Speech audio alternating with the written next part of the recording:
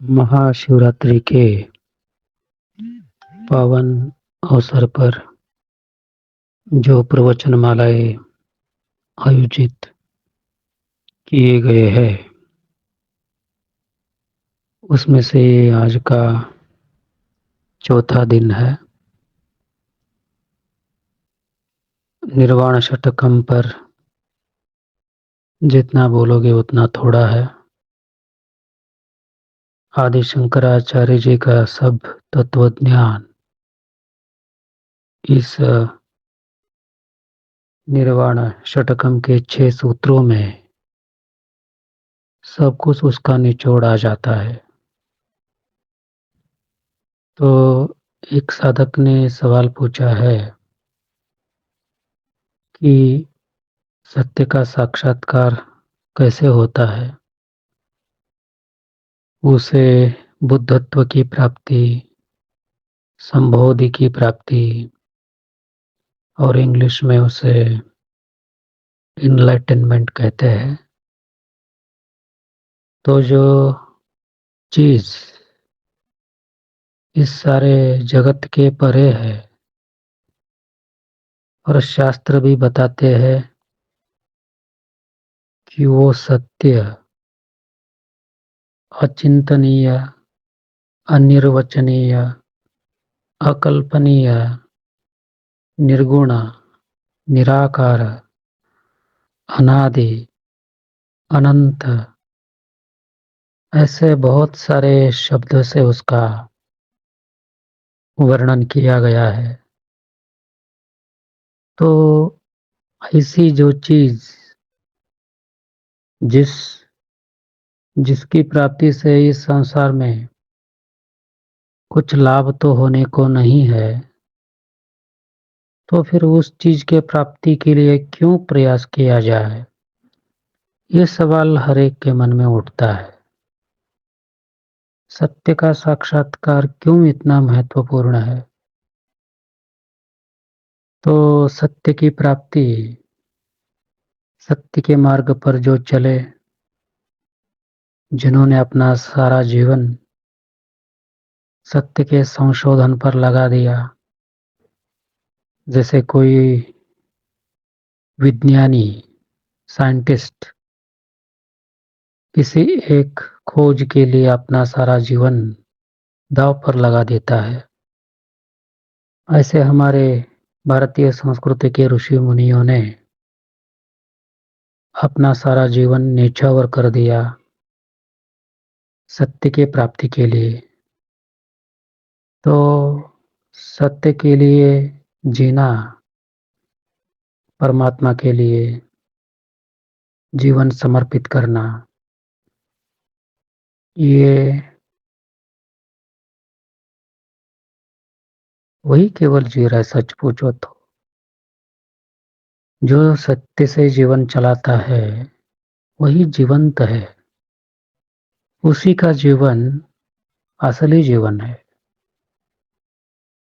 नहीं तो बाकी जो सब है वो कैलेंडर के डेट्स, खाली पीली जीते रहना। हम जीवन जी रहे हैं ऐसे भ्रम में जीना है, क्योंकि जीवन का वहां स्वाद ही नहीं होगा जहां सत्य ही नहीं है।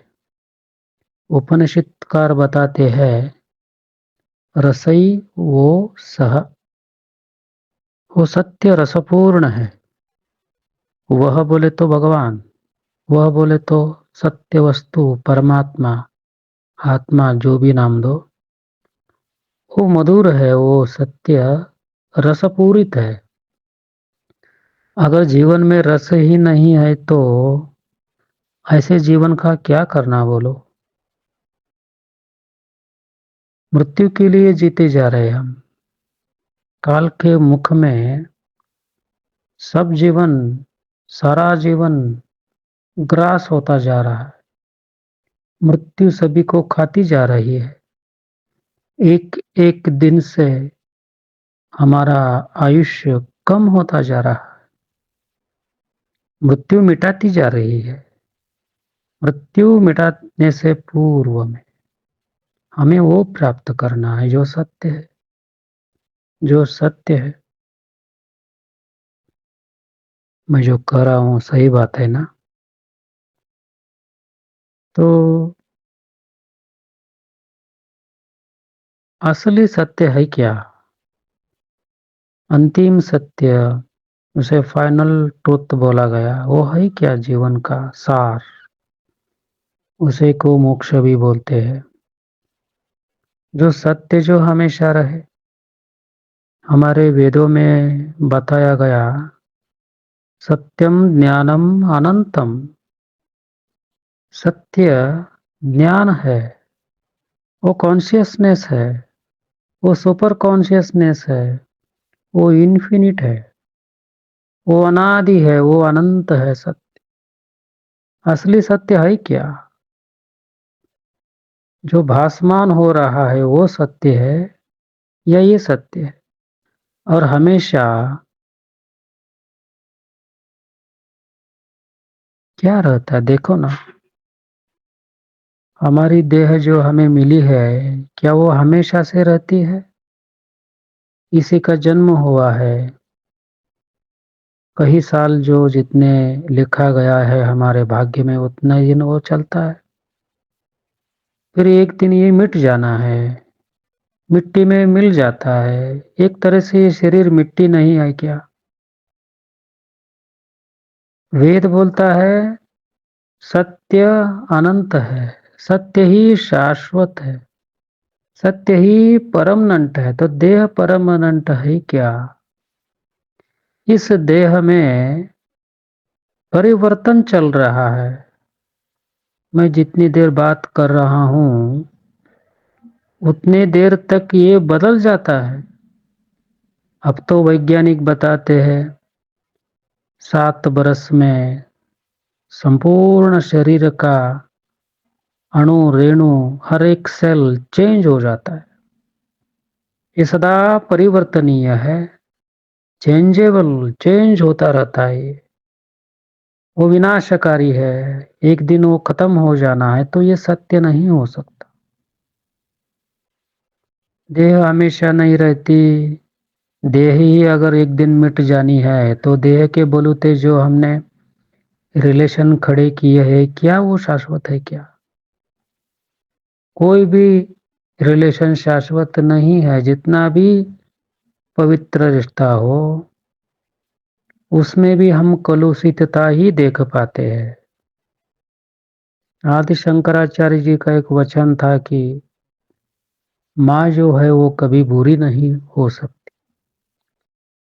वो उतने बड़े ज्ञानी पुरुष ने जो बताया वो भी अब कलयुग में झूठ होता जा रहा है।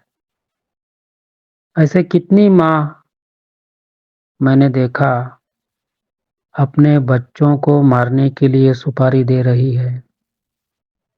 तो क्या है ये? कौन सा रिलेशन शाश्वत है बोलो? इस जगत में जो सब चल रहा है सब काम चला हुआ है, सब ऊपर ऊपर है, सब दिखावा है। एक ना एक दिन सब मिट्टी में मिल जाना है। तो कोई चीज ऐसी नहीं है क्या जो मिट्टी में नहीं मिल जाती, जो शाश्वत हो? तो उस शाश्वत तत्व को ढूंढ निकालने के लिए ही हमें ये जन्म मिला है। इसीलिए तो ये सब सृष्टि चल रही है ना। ये सृष्टि का उद्देश्य भी तो यही है ना कि ऐसी एक चीज मिल जाए जिससे कि हमें शाश्वत सुख मिले, परम शांति का अनुभव हो जाए। एक क्षणिक वस्तुओं के पीछे हम भागकर वो शाश्वत शांति हमें कैसे मिलेगी? मन हमेशा रहता है इस शरीर के अंदर, बुद्धि है, जो भी दिख रहा है 5 तत्वों से बना हुआ, क्या वो हमेशा रहता है? सब सब बिखर जाता है एक ना एक दिन, देर अबेर। ये सत्य नहीं है। अब ये सूक्ष्म शरीर है, मन बोले तो दिखती नहीं है, फिर भी वो है। क्या वो शाश्वत है मन? मन में आने वाले विचार शाश्वत है क्या? मन में आने वाली भावनाएं, मन में आने वाले डिजायर्स, तर्क, वितर्क, कुतर्क, क्या शाश्वत है क्या? मन थोड़ा सूक्ष्म है, लेकिन वो भी तो एक शरीर है। स्थूल शरीर का जीवन 100 बरस होगा ज्यादा से ज्यादा। माना कि वो जल्दी मिट जाएगा 100 बरस के अंदर। लेकिन ये जो सूक्ष्म शरीर है, इसका भी एक लिमिट है। चाहे वो 1000 बरस जीता हो, लेकिन एक ना एक दिन सूक्ष्म शरीर को भी मिट जाना है। और भगवान ओशो बोलते हैं, ये जो ध्यान है, ध्यान मन की मृत्यु है। मन की मृत्यु पर ही ध्यान घटित हो जाता है। ध्यान में मन की मृत्यु हो जाती है। जितना जितना आदमी ध्यान के करीब जाता जाएगा, उतना वो मोक्ष के समीप आता जाएगा। उसके जन्म कम होते जाएंगे, क्योंकि वो सत्य के पास जाएगा। सत्य को अगर हम पूरी तरह से जान लिया, सत्य को हमने अगर पूरी तरह से जी लिया, पा लिया, उसको पी लिया, हमारे जीवन में उतार लिया, तो फिर क्यों देह लेने की आवश्यकता है? तो फिर क्यों हम जन्म लेंगे? जन्मतेचे मूळ पाहिले शोधून, दुःखासी कारण जन्म घ्यावा। मराठी में संत तुकाराम महाराज बोलते हैं, क्यों जन्म के आ रहा है ये जीव? जीव वो सत्य वस्तु के प्राप्ति के लिए ये जन्मता जा रहा है, मरता जा रहा है, जन्मता जा रहा है, मरता जा रहा है, तब तक जब तक कि उसे सत्य की प्राप्ति नहीं हो जाती। जब वो सत्य प्राप्त हो जाता है, तो उसी को मोक्ष बोल दिया। हर एक धर्म ने उससे अलग नाम से पुकारा। कोई निर्वाण बोलता है, कोई उसे शून्य की प्राप्ति बोलता है। यही आदि शंकराचार्य जी ने भी यही निर्वाण षटकम। अगर इस रास्ते से चलोगे तो उस सत्य को पालोगे। वही जीवन का अंतिम लक्ष्य है। इसी के लिए शिव भगवान को प्रलय का देवता कहते हैं। शिव भगवान सब मिटा देते हैं, लय कर देते हैं।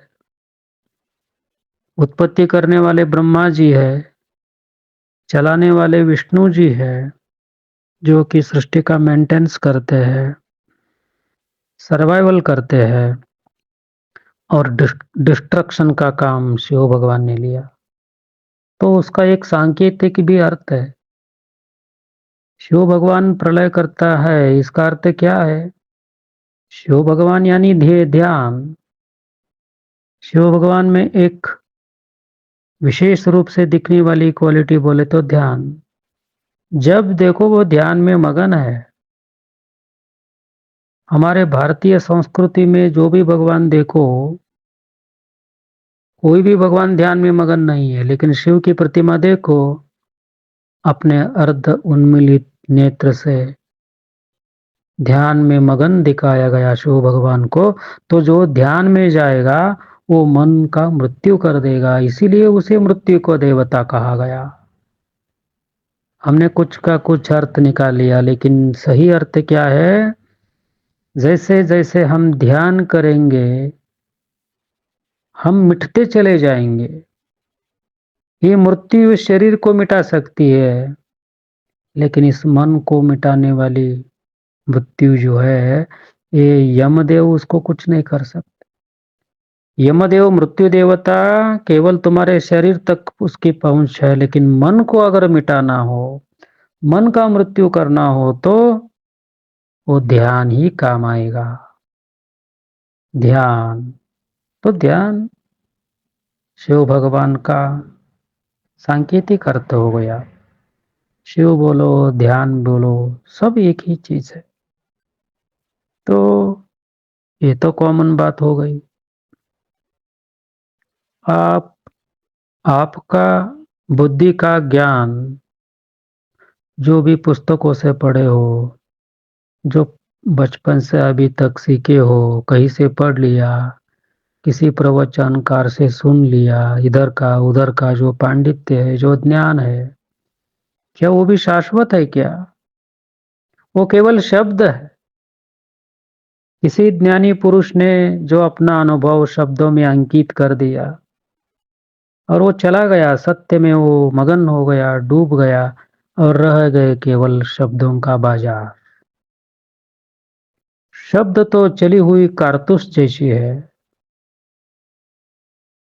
जैसे एक लकड़ी को आग लग गई और लास्ट में रह गई राख। वेदों का ज्ञान क्या है? वो तो किसी ज्ञानी पुरुष की बताई हुई चीजें हैं जो शास्त्रों में अंकित कर दिया। तो क्या कोई शब्द पढ़ के, शब्द का ज्ञान करके उस सत्य को पा सकता है क्या? अगर सत्य को पा लिया तो शब्द की उत्पत्ति हो सकती है।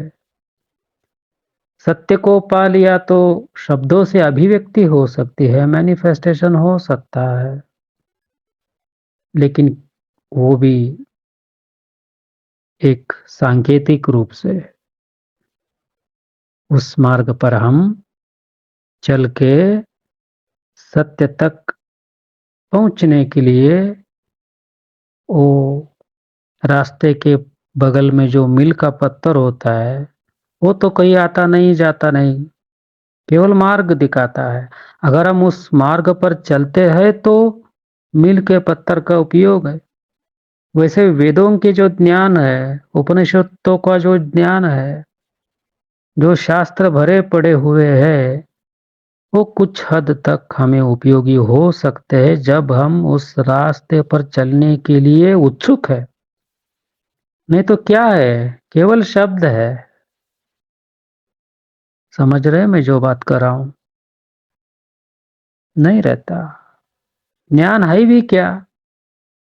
ज्ञान, वो पांडित्य का ज्ञान जो है वो बाहर से आता रहा है। हमारे पूर्वजों ने, हमारे पितरों ने, माँ बाप ने, समाज ने, गुरु ने, धर्म गुरुओं ने जो बता दिया, हम इकट्ठा करते चले गए।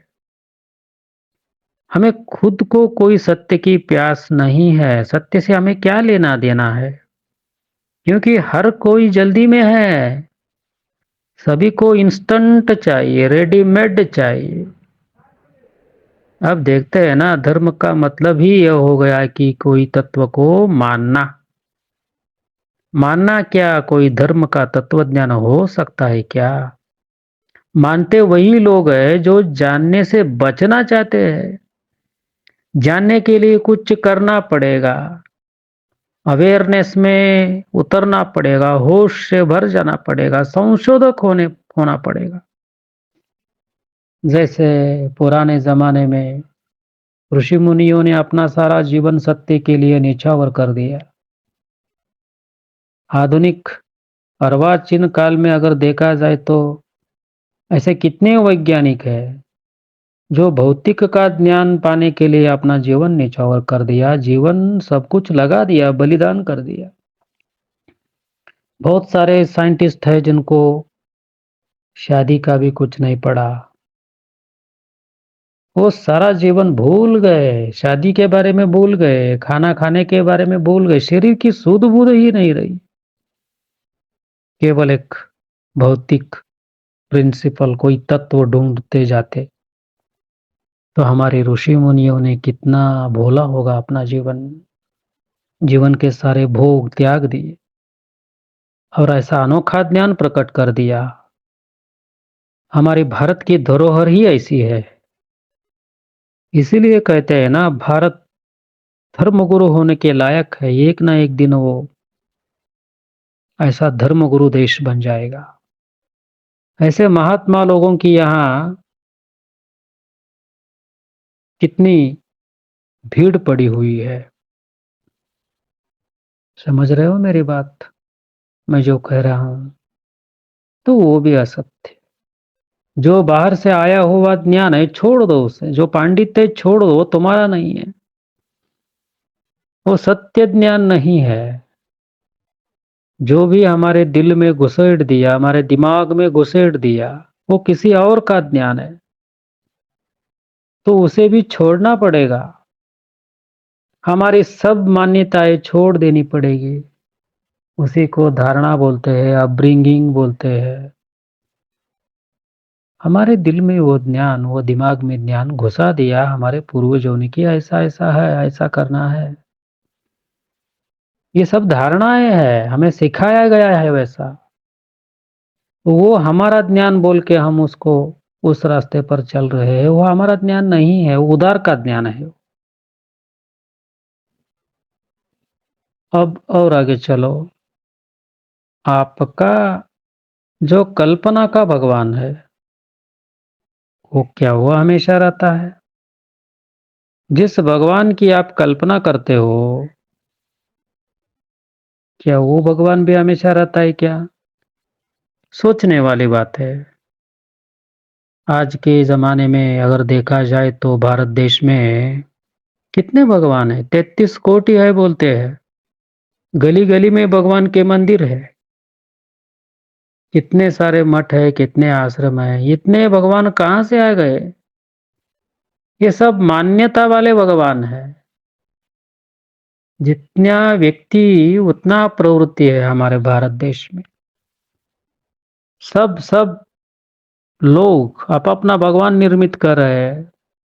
ये मानव निर्मित भगवान है। मानव का जो कल्पना है, मैंने जो अभी बताया ना कि वो उधार का ज्ञान जो बुद्धि में हमने इकट्ठा कर दिया, ऐसा हम कहते जा रहे हैं। हमारे पूर्वजों ने बताया वो गणपति का भगवान, शिव का भगवान। अगर गणपति भगवान का तुम कोई चित्र, मूर्ति फॉरेनर को दिखाते हो तो हंस पड़ेंगे। Who is this funny guy, ऐसा बोलेंगे वो। एलिफेंट गॉड बोलेंगे। क्यों? क्योंकि हमने कुछ मान्यताएं पढ़ ली है, गढ़ ली है, उसी को हम मानते हैं। तो क्या वो असली भगवान है क्या? अगर असली भगवान वो है, तो अमेरिका में, फॉरेन में जो लोग हैं, उनको भी वो दर्शन होना चाहिए ना। अगर सच में शिव भगवान कहीं होते, तो वो फॉरेनर को भी दिख पड़ते उनके ध्यान में। नहीं, नहीं, वो हमको ही दिख पड़ेगा। फॉरेनर अगर कोई ध्यान करता है तो उसे यीशु भगवान दिखेंगे, क्योंकि उनकी परंपराओं में वो बताया गया है, यीशु का इतिहास बताया गया है, तो वो उनके मार्ग पर चलेंगे ना। तो ये मान्यता वाले भगवान सीमित है। हर एक की बुद्धि अलग है। तो हर एक आदमी भगवान की कल्पना कर सकता है। ये कल्पना वाले भगवान भी शाश्वत नहीं है। कंफर्म कर लो ये बात। वो भी हमेशा नहीं रहते, क्योंकि कल्पना के भगवान का निर्मित करने वाला आदमी ही है ना। तो आदमी कुछ भी कल्पना कर सकता है। आदमी को जो तत्व भाता है उसी की वो कल्पना करता है। जैसे कि कोई आदमी बहुत लकीर का फकीर हो, नियमों का बहुत पालन करता हो, तो वो भगवान की कल्पना कैसे करेगा? कि वो बोलेगा कि भगवान भी बहुत अनुशासित है, वो बहुत कड़क है, अपने नियम पर चलने वाला है। हम जैसे हैं, हमारे भगवान भी ऐसे ही है, क्योंकि हमने ही उनको निर्मित किया है। कल्पना के भगवान जो है ना, कुछ हद तक समाज का भला कर सकते हैं, नहीं ऐसा नहीं, लेकिन उसके साइड इफेक्ट भी बहुत है। जैसे कि एक बच्चा खाना नहीं खा रहा है तो उसकी माँ उसको डराएगी, धमकाएगी। देख तू अगर नहीं खाना खाया तो वो बागुल बुआ आ जाएगा। तो मराठी में बागुल बुआ बोले तो कोई डरावनी चीज, कोई डरावनी व्यक्ति, भूतों जैसा कुछ तो समझो। वो ऐसे आंखें वगैरह खींच की, आंखें फाड़ फाड़ के ऐसे डराई, तो लड़का डर जाएगा। क्योंकि वो मानने वाला है लड़का, वो जानने वाला नहीं है, क्योंकि उसकी बुद्धि विकसित नहीं हुई। माँ की बात पर वो भरोसा करेगा कि पागल बुआ बोल के कोई तो व्यक्ति होगा जो डरावनी चीज। माँ ने धमका दिया, डरा दिया और बच्चे ने खाना खा लिया। माँ का तो काम हो गया, नहीं ऐसा नहीं, लेकिन इससे कुछ कीमत भी चुकानी पड़ी। क्या हो गया? अब बच्चा नींद में से चीखते हुए उठने लगा, बागुल बुआ के डर से, जो बागुल बुआ नहीं है, अकल्पनीय है, वो कल्पना है। कल्पना का बागुल बुआ, कल्पना के भूत प्रेत हमें डराने लगे। कहाँ है जी ये भूत प्रेत? इतने सारे हमने गिनाए। भूतों में भी कितनी वैरायटी बोलते हैं, देव देवताओं में कितनी वैरायटी हम बताते हैं। तो ये क्या सच है क्या? सब सब सब मन का वहम, सब सब मन का खेल है। मन का खेल है। जितना हम उसको सत्यता देते हैं, उतना हमारे मन में वो उतरता जाता है। सच पूछो तो वहां कुछ भी नहीं है। जैसे माँ ने डराया, धमकाया, बागुल बुआ नाम की कोई चीज कल्पना से खड़ा किया ताकि बच्चा खाना खाए, ऐसे ही हमारे ऋषि मुनियों ने कल्पना के देव को ढूंढ लिया। हमारे प्रजाति, मानव जाति सत्य के मार्ग पर चले, मॉरल हो जाए, नीति धर्म के मार्ग पर चले, इसके लिए उन्होंने ये ढूंढ निकाला और हमको डराया, धमकाया, स्वर्ग के बारे में लालच दिया, आशा दिखाया हमको स्वर्ग का, अच्छे मार्ग पर चलने के लिए, और बुरे मार्ग पर से हटने के लिए हमें नरक का भी भय दिखाया गया। क्या सचमुच ये होती है क्या चीजें? कोई सत्य का खोजी ये पता कर सकता है। तो ये सब फैंटेसी है, फिक्शन से भरा है सब। हमारा धर्म इसी में उलझा हुआ रह गया। इसी से ही अंधविश्वास पनपने के लिए जगह मिल गई। तो हमारे कल्पना के भगवान भी शाश्वत नहीं है। हाँ, हो सकता है उससे थोड़ा भला भी हो जाए तो बहुत सारा बुरा भी होता होगा। तो वो शाश्वत नहीं है। कल्पना वाले भगवान कितनी देर तक हमारे मन में रहेंगे? अगर तुम राम का ध्यान कर रहे हो, कितनी देर करोगे? 1000 बरस भी करोगे तो एक दिन एंड हो जाएगा ना।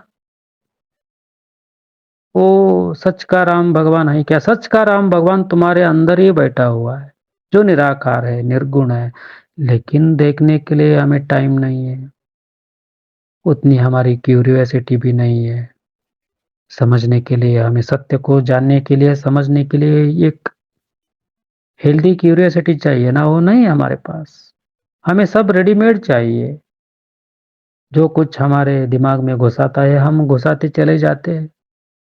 तो इसी के वास्ते ऐसे फ्रॉड गुरुओं की इतनी बड़ी फौज भारत में, देश में निर्माण हो गई। देखते हैं ना, इसके लिए गुरु लोग ही जिम्मेवार नहीं है। जो लोग इंस्टेंट धर्म चाहते हैं, जिन्हें कुछ खोजना नहीं है, जिन्हें कुछ काम नहीं करना, कष्ट नहीं करना, वो लोग ही ऐसे गुरुओं के चक्कर में आ जाते हैं। गुरु जितना जिम्मेवार है, ऐसे ये मूढ़ अज्ञानी भक्त भी उतने ही जिम्मेवार है। इसी के लिए कहते हैं ना कि झुकती है दुनिया, झुकाने वाला चाहिए। तो हम झुकने के लिए रेडी है, तो हर कोई हम पर राज कर रहा है, हमको गलत इस्तेमाल करते जा रहा है, मैनिपुलेट हो रहे हैं हम ऐसे गुरुओं के चक्कर में। कल्पना का भगवान भी शाश्वत नहीं है। वो भगवान असल में मन का भगवान है। कल्पना कौन करता है? मन ही करता है ना। जब मन ही झूठ है तो कल्पना का भगवान कैसे सत्य हो सकता है? मन बोलो कहाँ है ये? वैज्ञानिक बोल रहे कि मन है कहाँ? क्या दिमाग में है? क्या हृदय में है? बॉडी में कहाँ है वो मन? है बोले तो है, नहीं बोलो तो नहीं। दिखता तो नहीं है, लेकिन जो चल रहा है उसी में तो चल रहा है ना। जो अच्छा चल रहा है, बुरा चल रहा है, सब उसी में से निकल रहा है कि जो चीज है ही नहीं। क्या अजीब बात है ना, कितना ताज्जुब होता है ना। मन हो ऐसी शक्ति है, वो कल्पना करते चला जाता है, कल्पना करते करते जाता है। तो झूठ है, मन ही झूठ है, तो मन से भी जो भी निकलेगा वो सब झूठ है, तात्कालिक है, टेम्पररी है। और असली भगवान अकल्पनीय होता है, उसकी हम कल्पना नहीं कर सकते, क्योंकि कल्पना तो हम ही करेंगे। अगर हम ही असत्य है, हमारा अहंकार ही असत्य है, तो उससे सत्य भगवान की कल्पना कैसे हो सकती है?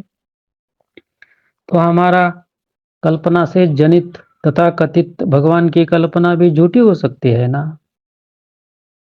आज हम देखते हैं ना भगवान के बारे में कितना लड़ रहे हैं, जान जा रही है, कितने बड़े बड़े दंगे फसाद होते हैं, हिंदू मुस्लिमों का झगड़ा देखो, धर्म धर्म के युद्ध में, कि हमारा भगवान, हमारा धर्म बड़ा है, हमारा भगवान बड़ा है, हमारा धर्म धर्म ग्रंथ बड़ा है, कितना झगड़ा चलता है। सही है ना बात मैं जो कह रहा हूँ? तो ये भी असत्य है, कल्पना का भगवान। अब सत्य क्या है फिर? सत्य है क्या? क्या आपने जो भी ध्यान किया बचपन से अभी तक, जो भी आपको अनुभव हुए, अच्छे हुए, बुरे अनुभव हुए, क्या वो सत्य है? ध्यान करते जाएंगे तो हर एक पाठ का अनुशासन अलग होता है, हम कुछ धार्मिक अनुभूति होती जाती है, तो क्या वो सच है क्या? सबको आने वाले अनुभव अलग अलग होते हैं।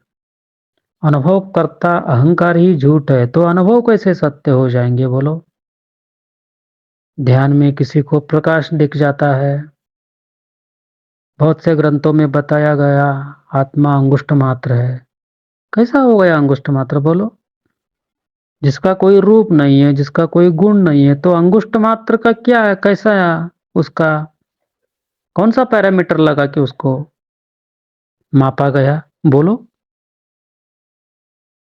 एक और बताते हो कि वो निर्गुण है, निराकार है, अरूप है।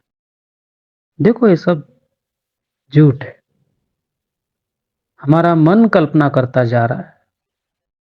ध्यान में आने वाले जो अनुभव है, बहुत सारे लोग तो ऐसा ही मानते हैं कि जो अनुभव होता है वही सत्य धर्म है। अब तो ऐसे इंस्टेंट गुरु बैठे हैं जो सर पर हाथ रखकर आपको कुछ ही मिनटों में एनलाइटन करा देंगे। हंसी आती है ऐसी सब बातें सुनकर। हो सकता है क्या ऐसा? ध्यान में आने वाले जो अनुभव है, वो केवल ध्यान से ही हो गया ऐसा नहीं, कोई केमिकल अगर आपके शरीर में डाल दिया जाए तो भी आपको कुछ का कुछ दिखने लगेगा। तो बोलो ये क्या है? कोई रासायनिक बदलाव, केमिकल रिएक्शन होके भी कुछ चीजें आपको दिखती है, तो आप बहुत बड़े आध्यात्मिक हो गए। अध्यात्म का और अध्यात्म में आने वाली ये जो मिस्टिकल एक्सपीरियंस होते हैं ना, उसका कोई ताल्लुक नहीं है। सच पूछो तो ये स्पिरिचुअलिटी इतनी सिंपल है, वो कोई बहुत बड़ी बात नहीं है, कोई मिस्टिकल ऐसा कुछ नहीं उसमें। फिर भी हमने बात का बतंगड़ बना दिया, उसको बहुत बड़ी चीज मान ली, क्योंकि अहंकार को तो सिंपल चीजें जचती ही नहीं ना। अहंकार को बड़ा चाहिए। सत्य है क्या ये मन को आने वाले अनुभव? सत्य क्या कोई प्रकाश है क्या? बताते हैं ना सत्य प्रकाश जैसी चीज है, मुझे प्रकाश ही प्रकाश दिख गया। कोई बोलता है मुझे भगवान का रूप दिखने लगा, कोई और क्या कुछ तो कुछ बताता है, होते होंगे नहीं ऐसा नहीं, क्योंकि वो इलेक्ट्रिक चीज है। उस महाशक्ति से अगर आप जुड़ेंगे तो कुछ होगा ना। लेकिन उसको हम कितना महत्व दे रहे हैं, तो वो भी सत्य का भगवान नहीं। एक ही एक बात हमें समझनी है कि जो चीज शाश्वत नहीं है वो सत्य नहीं हो सकती। जो आती है जाती है, आती है जाती है, वो शाश्वत नहीं हो सकती, वो सत्य भी नहीं हो सकती। तो वो सारे अनुभव जो आते हैं वो भी सत्य नहीं है, वो भी फॉल्स है, मिथ्या है।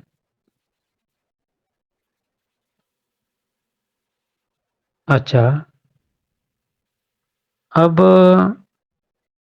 ये सब तो निकल गया, कट गया, ठीक है। अब देखो आदि शंकराचार्य जी का तत्व ये निगेट करते चले जा रहे हैं, ये भी नहीं वो भी नहीं। इसी को हम नेति नेति बोलते हैं, न इति। मैं ये नहीं हूं, मैं ये नहीं हूं। ऐसा करते करते करते जब निकालने के लिए कोई भी चीज नहीं रहेगी जो है शाश्वत से, वही बच रहेगा। घर में से एक एक चीजें तुम निकालते जा रहे हो, निकालते जा रहे हो। एक समय आएगा, कुछ तो रहेगा अंदर। वो रूम में जो हवा है वो भी निकाला जा सकता है, लेकिन एक चीज है निकाली नहीं जा सकती, वो है स्पेस। घर के अंदर का स्पेस तुम बाहर कैसे लाओगे? वो चीज तो बची रहती है ना, वो अंदर भी है बाहर भी है, सभी जगह है। जो बच रहेगा, जो शाश्वत है, वही सत्य है, जिसको हम निगेट नहीं कर सकते। जिसे हम उखाड़ के बाहर फेंक नहीं सकते, वही चीज है सत्य। तो मन के कल्पना के भगवान हम उखाड़ के फेंक सकते हैं, तो वो सत्य नहीं है। जागृत, स्वप्न, सुषुप्ति, दिन में ये तीन चीजें रहती है ना। जगे रहते हैं हम, उसे जागृति बोलते हैं। फिर स्वप्न, फिर गहरी नींद, क्या ये सत्य है? ये भी हमेशा से नहीं है, आती रहती है जाती रहती है। वो जो तीन अवस्थाएं बताई गई और एक आध्यात्मिक अवस्था बताई गई, हम्म, स्वप्न, जागृत, नींद की अवस्था और तुर्य अवस्था, ये भी अवस्थाएं शाश्वत नहीं है, क्योंकि आती जाती रहती है, आती जाती रहती है। वो भी सत्य नहीं है। अब भूत, भविष्य और वर्तमान, ये भी हमेशा है क्या? ये भी हमेशा नहीं है। तीनों काल, तीनों अवस्थाएं हमेशा नहीं है, हमेशा के लिए नहीं है, आती रहती है जाती रहती है। नींद कितना भी आदमी करे, कितना कर सकता है, ज्यादा से ज्यादा कितना सो सकता है, फिर उसे जागृति में आने पड़ेगा। और जो आदमी जाग सकता है वो भी कितना जाग सकता है? बहुत बहुत करके 3 दिन से ज्यादा जाग नहीं सकते हम। चौथे दिन भी अगर हम जागते चले जाए तो हम पागल हो जाएंगे। हमारा दिमाग खराब हो जाएगा, कुछ का कुछ देखने लगेगा, बॉडी में सब हार्मोन इम्बैलेंस हो जाएंगे। तो न नींद शाश्वत है, न जागृति शाश्वत है। सुषुप्ति तो कुछ ही क्षणों के लिए आके जाती है। सुषुप्ति बोले तो प्रगाढ़ निद्रा, जिसमें एक भी स्वप्न नहीं है। अगर 6-7 घंटे की नींद हो तो कुछ मिनटों के लिए यह अवस्था आके जाती है। सुषुप्ति अवस्था वो भी शाश्वत नहीं है, आती है जाती है। और ध्यान में आने वाली जो अवस्था है, चौथी अवस्था जिसे तुरीय बोलते हैं, तूर्य अवस्था। तूर्य अवस्था में हम पूरी तरीके से जागृत है। शरीर भले नींद में हो, लेकिन हम अंदर से अगर जागृत हो तो उसे तूर्य अवस्था बोलते हैं। तो वो भी क्या शाश्वत है क्या? कौन सी भी अवस्था शाश्वत नहीं है, आती रहती है जाती रहती है। कौन से प्लेटफॉर्म पर वो आती जाती है? जागृति बोलो, नींद बोलो, सुषुप्ति बोलो, तुर्य अवस्था बोलो, उसका कोई तो कोई प्लेटफॉर्म होगा ना। जैसे रोड पर कार गाड़े कार गाड़ियां आती है जाती है, आती जाती है। और रोड है बोल के वो आती है जाती है। अगर रोड ही नहीं रहा तो कौन सी कार आएगी, कौन सी कार जाएगी? कार गाड़ियों के नीचे प्लेटफॉर्म पर रोड है, तो वो रोड पर है। रोड पर कार गाड़ियां आती है जाती है। पानी है इसके वास्ते, उस पर तरंग आते हैं जाते हैं, उस पर लहरें आती है जाती है। पानी ही नहीं तो लहरों का स्रोत है पानी। कार गाड़ियों का बेस है रोड। वैसा ही इस सब का कोई बेस होना चाहिए ना। उसी को हम सत्य बोलते हैं, उसी को हम प्योर प्योर बीइंग बोलते हैं। समझ रहे हैं मेरी बात? तो हमेशा क्या है भैया, सत्य है क्या?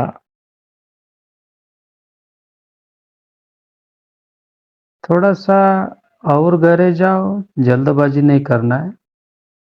बहुत ध्यान पूर्वक, बहुत शांति से ढूंढते ढूंढते जाना है। गहरे पानी पट, बहुत गहरे डूबना होगा, तभी जाके सत्य अपना स्वरूप खोलेगा। हमें हमको ही ढूंढना है इस जगत में। मैं कौन हूँ, ये ढूंढना है। मेरा स्वरूप है क्या?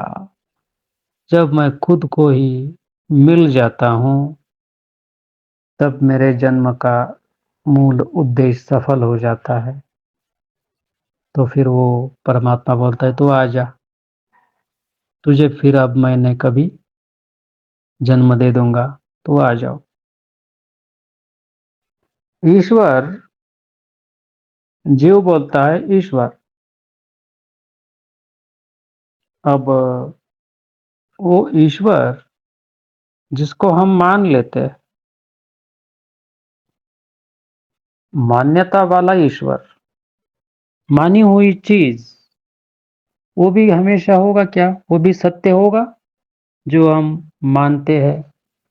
मानने की क्रिया कहाँ चलती है?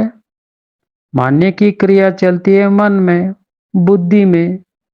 बुद्धि को किसी ने बता दिया, हमारे पूर्वजों ने बता दिया, हमारा भगवान विष्णु है, उसे 4 हाथ है, उसके हर एक हाथ में एक कमल है, शंख है, गदा है, चक्र है, बता दिया तो मान लिया। अगर हम शैव संप्रदाय में हमने जन्म लिया था, तो जन्म लिया होता था तो वहां कुछ अलग बताते। हमारे भगवान ऐसे है, शिव भगवान है, उसको 4 मुख है, पंचमुख है। ब्रह्मा जी को 4 मुख बता दिया। ये सब मान्यता वाले भगवान है। मानना, मान्यता प्राप्त, सर्टिफाइड। समाज ने, किसी ने बैठकर, कोई होगा पवित्र बुद्धि वाला, उन्होंने सदुद्देश्य से, पवित्र उद्देश्य से कुछ धर्म के क्षेत्र में कुछ बना दिया और लोगों को सत्प्रवृत्ति पर प्रोत्साहित किया। लेकिन हम उसका वो सदुद्देश्य छोड़ दिया।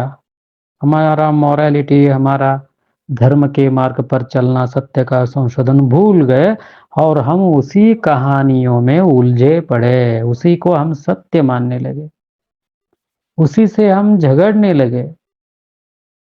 मजहब नहीं सिखाता आपस में बैर रखना।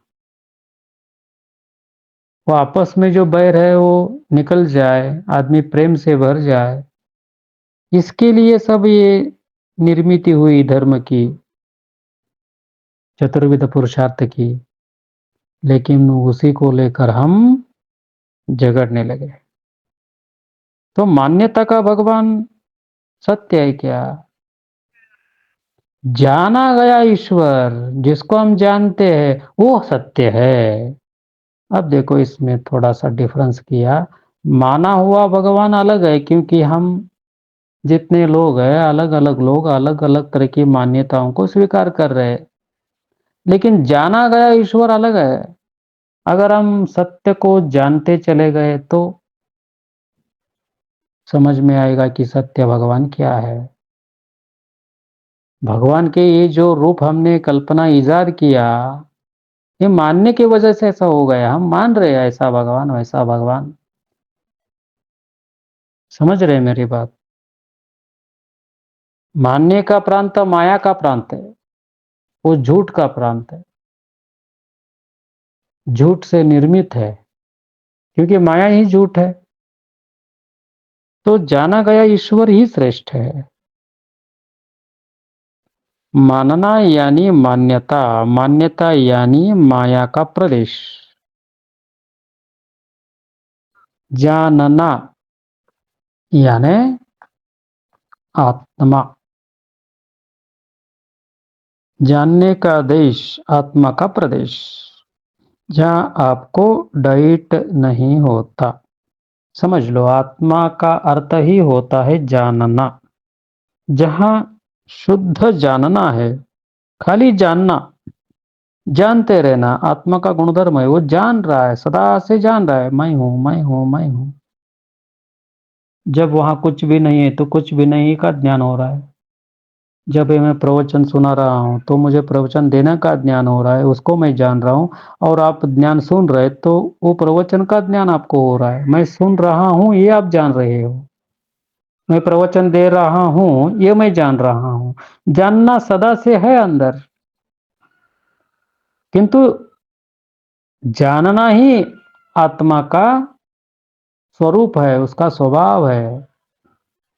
ज्ञान ही उसका लक्षण है। ज्ञान बोले तो जानते रहना, इंफॉर्मेशन नहीं। ज्ञान का यहाँ अर्थ इंफॉर्मेशन नहीं लेना। ज्ञान का अर्थ है जानना, जानते रहना, जानते रहना।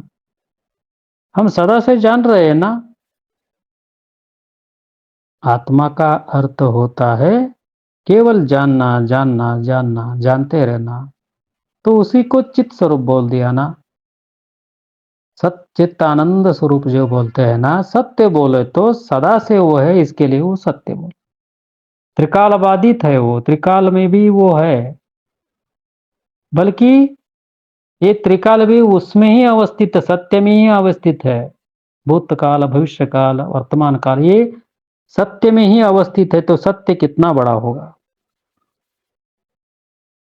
वो त्रिकाल उसको बाधित नहीं कर सकते, कुंठित नहीं कर सकते। उससे भी वो बहुत बड़ा है। सत्य। समझ रहे हो मेरी बात।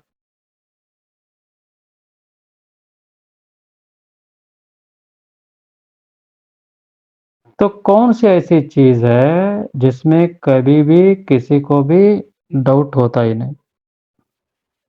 समझो इस बात को। अभी बोला मैं चित स्वरूप। चित स्वरूप बोले तो वो जो है ना सत्य वस्तु, वो सदा से जानती आ रही है। वो चित स्वरूप है, जानना उसका स्वभाव है। अगर वो किसी चीज पर प्रकाशित नहीं हो रही है, फोकस्ड नहीं हो रही है, तो खुद को जानेगी। खुद को तो जानती रहेगी ही रहेगी।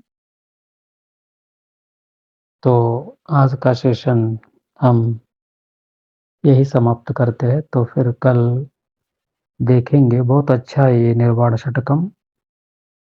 सुनते जाते जाते जाते ध्यान की अवस्था आ जाती है। अंदर प्रकाशमय होता जाता है। मन का परत दर परत उद्घाटित होता जाता है और सत्य वस्तु क्या है वो सामने आती जाती है। तो फिर कल यही प्रवचन कंटिन्यू होगा। शुभम भवतु। ओम नमः शिवाय। हरि ओम।